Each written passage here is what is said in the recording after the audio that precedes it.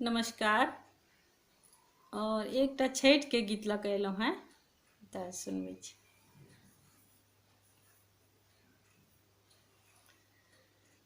केलवा के पात पर उगलन सूरज मल झाके झुके। केलवा के पात पर उगलन सूरज मल झाके झुके। हो करेलू छठ बरतिया से ढाके ढूके। हो करेलू छठ बरतिया से ढाके ढूके।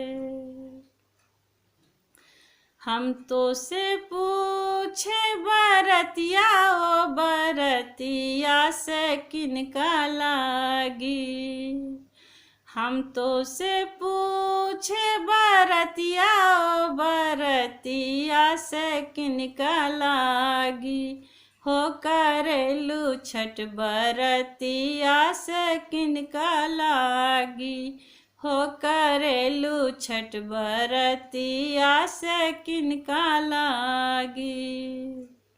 हमरो के बेटा कवन ऐसन बेटा से तिनका लागी। हमरो के बेटा कवन ऐसन बेटा से तिनका लागी। हे करेलू छठ बरतिया से हुनका लागी। हे करेलू छठ बरतिया से हुनका लागी। अमरुदिया के पात पर उगलन सूरज मल झाके झुके। अमरुदिया के पात पर उगलन सूरज मल झाके झुके। हो करेलू छठ बरतिया से ढाके ढूके। हो करेलू छठ बरतिया से ढाके ढूके। हम तो से पूछे बरतिया ओ बरतिया से किनका लागी। हम तो से पूछे बरतिया ओ बरतिया से किनका लागी। हो करेलू छठ बरतिया से किनका लागी। हो करेलू छठ बरतिया से किनका लागी। हमरो के स्वामी कवन ऐसन स्वामी से तिनका लागी।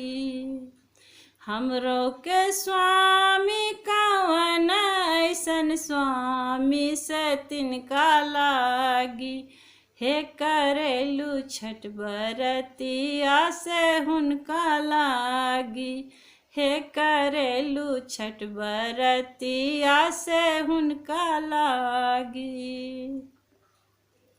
नारियल के पात पर उगलन सूरज मल झाके झुके। नारियल के पात पर उगलन सूरज मल झाके झुके। हो करेलू छठ बरतिया से ढाके ढूके। हो करेलू छठ बरतिया से ढाके ढूके। हम तो से पूछे बरतिया ओ बरतिया से किनका लागी।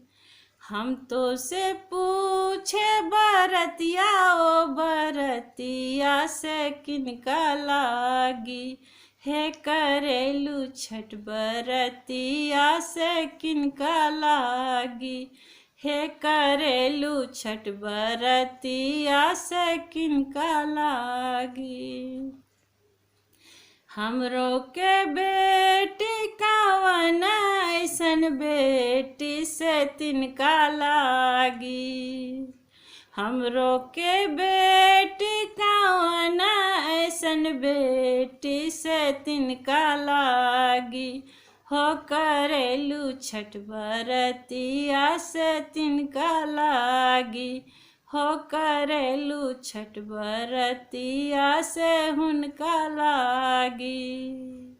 अमरुदिया के पात पर उगलन सूरज मल झाके झुके, केलबा के पात पर उगलन सूरज मल झाके झुके, हो करेलू छठ बरतिया से ढाके ढूके, हो करेलू छठ बरतिया से ढाके ढूके।